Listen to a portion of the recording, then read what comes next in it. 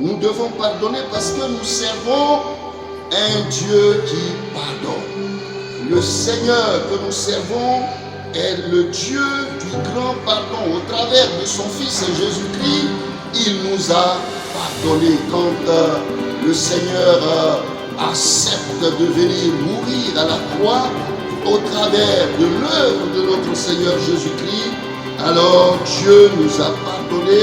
Et pour cette simple raison que nous servons un Dieu de pardon, bien-aimé, il nous faut pardon.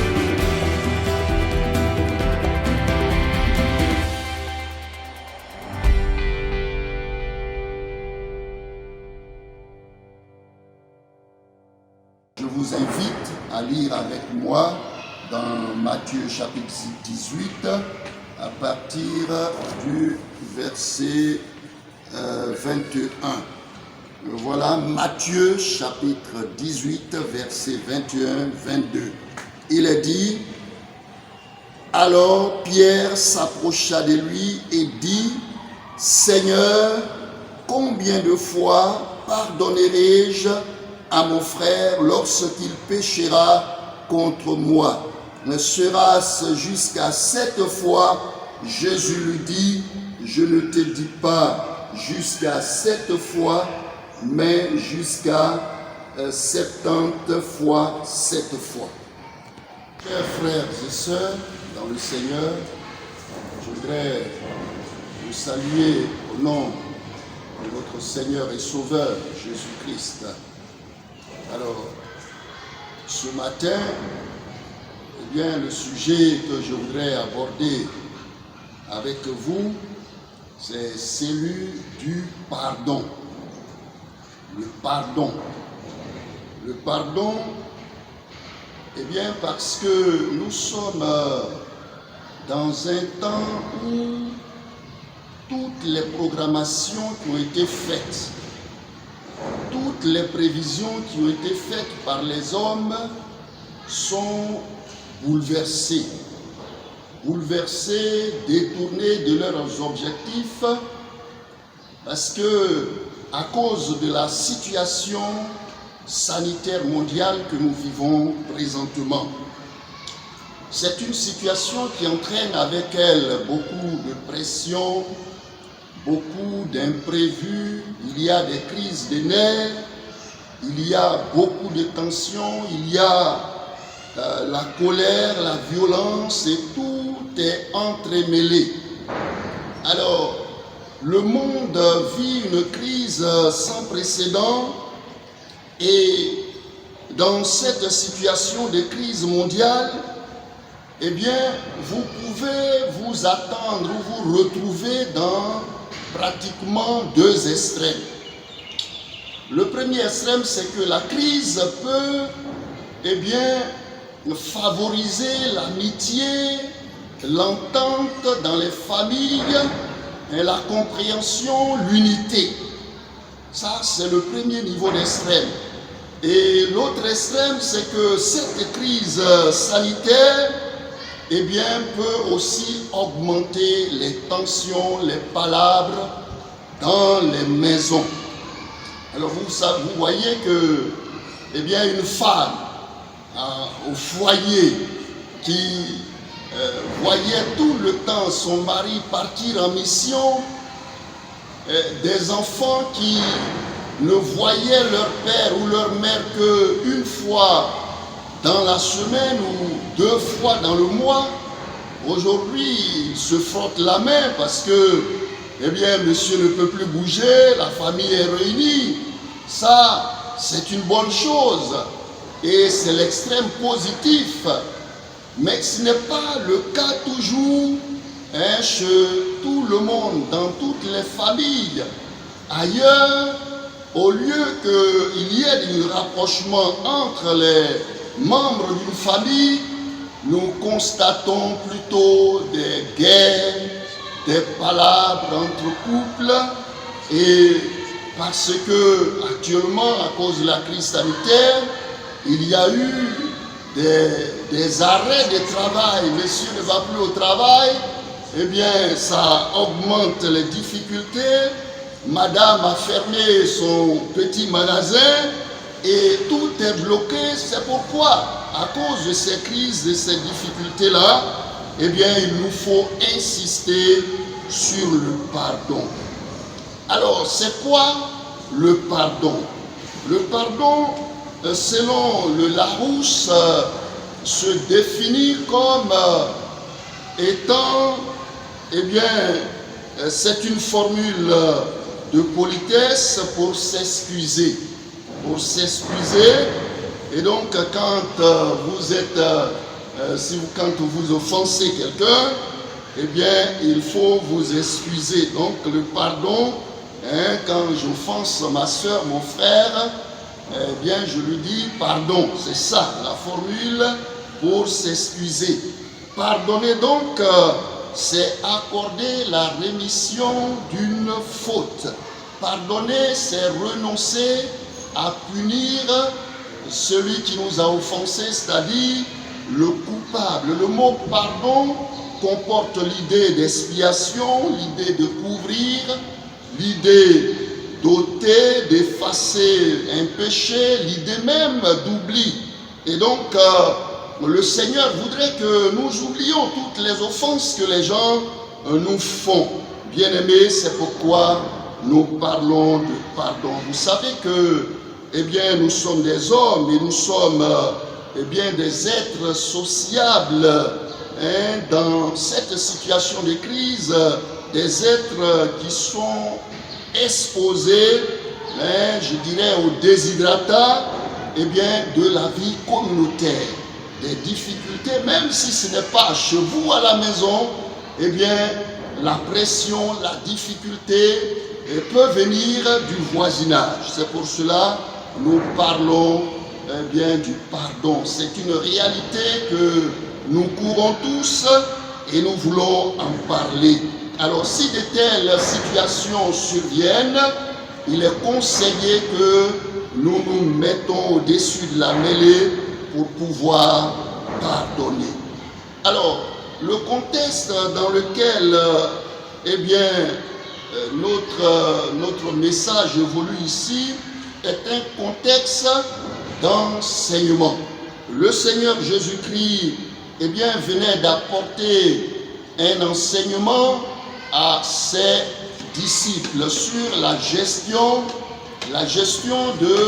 des crises, la gestion d'une offense, par exemple. Et donc, le Seigneur leur apporte cet enseignement, et l'apôtre Pierre, qui est l'aîné des apôtres, des disciples du Seigneur Jésus-Christ, va lui demander, mais vraiment, eh bien, si quelqu'un m'offensait, combien de fois dois-je lui pardonner? Vous voyez, c'était un aîné, je l'ai dit, et certainement il était à bout de souffle, certainement il avait reçu des coups dans ce sens-là. Alors il demande au Seigneur, combien de fois dois-je pardonner? Le Seigneur lui dit, je ne te dis pas 7 fois, mais 70 fois 7 fois. Bien-aimé, alors, vous voyez, c'est une réalité, les difficultés entre les personnes, c'est une réalité dans la société, je voudrais dire simplement, et c'est ça le contexte, parce qu'il s'agit de quoi? Il s'agit, eh bien, de ce serviteur-là qui devait 10 000 talents à son maître et il n'a pas pu donc payer.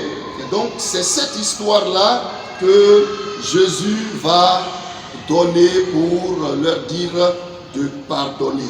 Bien-aimés, alors pourquoi est-ce que nous devons pardonner? Alors nous devons pardonner. La première réponse que je donne à cette question, la deuxième réponse à pourquoi nous devons pardonner, bien-aimés, nous avons le ministère, eh bien, de la réconciliation.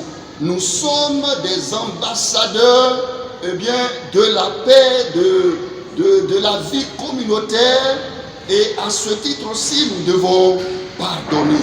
Vous voyez, quand vous prenez 2 Corinthiens chapitre 5 verset 18, il est dit là, et tout cela vient de Dieu qui nous a réconciliés avec lui par Christ et qui nous a donné le ministère de la réconciliation. Nous faisons donc les fonctions d'ambassadeur pour Christ comme si Dieu exhortait par nous. Vous voyez, tout cela pour dire que notre tâche en tant qu'ambassadeur, en tant que réconciliateur est énorme. C'est pour cela qu'il nous faut, bien-aimés, pardonner. Il faut pardonner parce que nous sommes des ambassadeurs pour pardonner. Nous sommes des ambassadeurs pour, rassembler les gens. Un ambassadeur, c'est un porteur de la paix. Et avant d'aller secourir la famille qui est en face, qui est en difficulté, il faut que toi-même, tu sois un porteur du pardon, un porteur de la paix. La troisième réponse que je peux donner au pourquoi il faut pardonner, bien aimé, nous devons pardonner parce que le pardon est une puissance qui libère. Alléluia. Le pardon est une puissance qui libère en ce sens que, lorsque vous offensez quelqu'un, l'offense que vous faites à votre frère, à votre soeur, vous place sous la sanction de la condamnation, de la colère. Si c'est contre un frère que vous avez offensé par exemple, vous vous placez sous la sanction de sa colère. Si c'est Dieu que vous offensez, vous vous placez sous la sanction du jugement de Dieu, de la condamnation de Dieu. Et donc, lorsque vous demandez pardon, vous vous repentez à l'égard de votre frère ou de Dieu, alors c'est comme vous êtes libéré. C'est comme si vous sortez donc d'une prison. Donc, le pardon est une puissance qui libère. Alléluia. Et c'est toute l'histoire que j'étais en train de raconter au début. Le pardon libère. Vous voyez cette histoire qui suit la question de Pierre, quand le Seigneur Jésus parle de ce serviteur qui donc devait 10 000 talents à son maître. Il est dit, comme il n'avait de quoi payer, son maître ordonna qu'il soit vendu, lui-même, sa femme, ses enfants, tous ses biens soient vendus. Alors il s'est mis à se prosterner, à rouler à terre devant son maître, demandant sa patience, sa clémence. Mais il est dit que son maître a été ému de compassion et son maître lui a remis donc toute sa dette. Son maître, en lui pardonnant le mal qu'il a fait, l'a libéré. Donc le pardon est une puissance qui libère.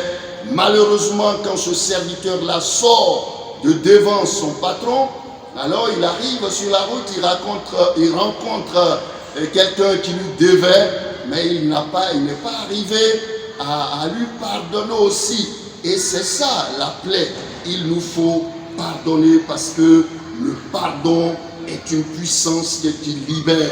Matthieu chapitre 6, verset 14, verset 15 nous dit, si vous pardonnez aux hommes leurs offenses, votre Père, votre Père céleste vous pardonnera aussi. Mais si vous ne pardonnez pas aux hommes, votre Père ne vous pardonnera pas non plus. Comment devons-nous pardonner? Comment pratiquer et donc le pardon? Pour répondre à cette interrogation, nous allons nous appuyer sur l'expérience de Joseph. Joseph en Égypte, comment il a pardonné à ses frères qui lui avaient fait du mal. Vous pouvez lire cela dans Genèse 45, versets 1 à 15. Nous n'aurons pas le temps de lire ce texte. mais nous allons en déduire la pratique du pardon. Comment est-ce que là-bas, dans ce texte-là, en son temps, eh bien, Joseph a pardonné à ses frères? Dans la pratique du pardon, il faut comprendre premièrement que l'offense pour être pardonnée ou le coupable pour être pardonné, l'offense, je l'ai dit, doit être reconnu par le coupable. Il faut que le coupable sache que, eh bien, il a commis un péché, il a fait du mal à son mari, il a fait du mal à son enfant, il a fait du mal à sa femme, pour que celui-ci puisse lui pardonner son erreur. Et c'est ce qui est arrivé devant Joseph, lorsque les frères de Joseph ont su que le seigneur de l'Égypte qui se tenait devant eux est leur frère qu'ils ont vendu il y a des années plus tôt. Alors ils étaient totalement médusés, ils étaient troublés, et en ce moment-là, on pourrait dire même qu'un silence des cimetières a traversé l'air et a rempli toute la salle où il se trouvait. Et ce silence-là voulait simplement dire que ces jeunes gens-là, ces frères de Joseph, plaidaient coupables. Ils étaient en train de dire à Joseph, nous plaidons coupables. Ils ont reconnu. Et dès cet instant-là, alors Joseph les a pardonnés. Bien-aimés, pardon. Malheureusement, aujourd'hui, il y a certains qui ont leur péché établi, mais ils refusent de pardonner dans les foyers, dans les familles, partout. Aujourd'hui, personne ne veut s'engager sur la voie du pardon. Et pourtant, il nous faut pardonner. La deuxième pratique, comment pardonner? Nous disons qu'un vrai pardon doit mettre fin à l'épreuve du coupable. Celui qui a offensé, alors si tu lui as accordé ton pardon, ces épreuves doivent prendre fin. Ces épreuves doivent prendre fin, et c'est ce que nous devons faire. Si donc vous pardonnez à votre enfant, à votre mari, à votre épouse, et que à longueur de journée vous êtes là en train de lui dire qu'il est mauvais, il a fait ça, il a fait ceci, il a fait cela, alors vous êtes en train de lui rappeler chaque jour son péché, alors vous n'avez pas pardonné. En principe, quand vous pardonnez à quelqu'un, vous devez aussitôt mettre fin à ces épreuves. Vous devez cesser de l'abîmer avec des propos malveillants, des propos injurieux, des propos blessants, des propos qui l'humilient. Il faut cesser cela. Lorsque les frères de Joseph ont reconnu leur culpabilité, alors dès cet instant-là, Joseph ne les a plus insultés, Joseph leur a plus parlé durement. Vous voyez, Joseph leur a simplement dit quoi? Il leur a dit que, eh bien, ne vous affligez pas de ce que vous m'avez vendu. D'ailleurs, c'était pour ces moments difficiles-là, pour vous sauver la vie, que Dieu s'est chargé de me faire descendre en Égypte. Voilà la réaction qui suit un vrai pardon. Il n'y a plus à abîmer la personne, il n'y a plus à injurer la personne, et c'est ce que nous devons faire. Troisièmement, alors dans la pratique du pardon, le pardon pour être efficace doit se faire dans l'intimité familiale. Ça doit se faire dans l'intimité familiale. Alors vous voyez que Joseph, devant ses frères, va demander aux Égyptiens de sortir de la salle. Il dit, sortez de la salle. Vous voyez, il ne voulait pas exposer la culpabilité, la honte de ses frères devant les Égyptiens qui étaient considérés pendant ce temps-là comme des étrangers. Il n'a pas voulu ça. Alors il leur a dit, sortez. Malheureusement, aujourd'hui, nos affaires, même intimes entre des conjoints, sont réglées dans des tribunaux publics, sur la place publique. et c'est vraiment dommage. Bien aimé, il faut se pardonner dans l'intimité familiale. Et puis le dernier élément que je relève ici pour répondre à comment pratiquer donc le pardon, je dis que le pardon doit être suivi d'actes forts qui remettent en confiance le coupable. Si vous avez pardonné à quelqu'un, alors il faut poser des actes forts qui le rassurent, qui le remettent en confiance. Vous voyez, c'est ce que Joseph va faire. Pour Joseph, non seulement il leur dit que je ne tiens plus compte de tout ce que vous avez fait, mais il leur dit approchez-vous de moi. Il dit à ses frères, approchez-vous de moi, je veux vous toucher. Et ça, c'est un acte fort. Et c'est ce que, la parole de Dieu nous demande donc de faire. Bien-aimés, quand vous avez pardonné à votre épouse, à votre époux, à votre frère, à votre soeur, ce n'est plus la peine de dire, bon, c'est vrai, je t'ai pardonné, mais si tu me vois, il faut passer. Si je te vois, je passe. Alors, il ne faut plus mettre pied ici, chez moi, à la maison. C'est vrai que je t'ai pardonné, mais là, ça ne veut pas dire que vous avez pardonné finalement. Parce que quand on pardonne, on peut payer une boule à ticket pour inviter celui à qui, du moins celui qu'on a pardonné, celui à qui on a pardonné. Et c'est ce qui est bien. En conclusion donc, il faut vous dire que les temps par lesquels nous passons sont des temps terribles. Ce sont des temps, comme je l'ai dit au départ, c'est une situation de santé et il ne nous est pas permis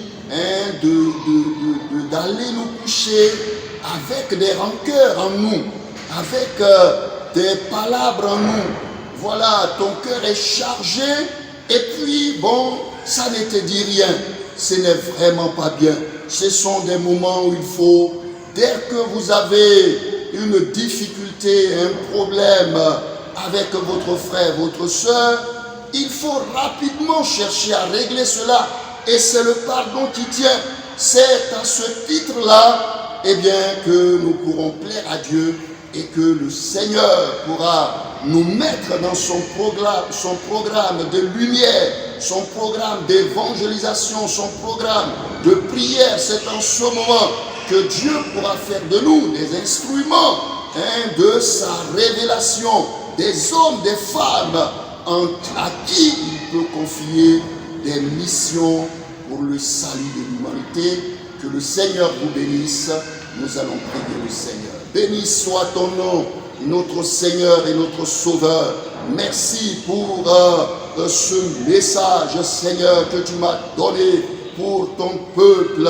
Nous sommes dans une situation, dans un temps difficile, Seigneur, où au lieu que le confinement, le Seigneur puisse aider les communautés, les familles, alors c'est beaucoup de pression finalement, et il y a des querelles, des palabres, des rancœurs. Ce matin, au nom de Jésus-Christ, Seigneur, je te confie ton peuple, là où il y a des difficultés, là où il y a, Seigneur, des divisions, j'envoie l'Esprit de Dieu pour réparer ces brèches que l'ennemi utilise pour enfoncer ces familles. Au nom de Jésus-Christ, Seigneur Dieu, c'est l'occasion pour que le coronavirus plie bagage, retourne dans les lieux arides et que les familles retournent au travail, que la vie reprenne. Sois béni notre Père, parce que tu le fais au nom de Jésus-Christ. Amen.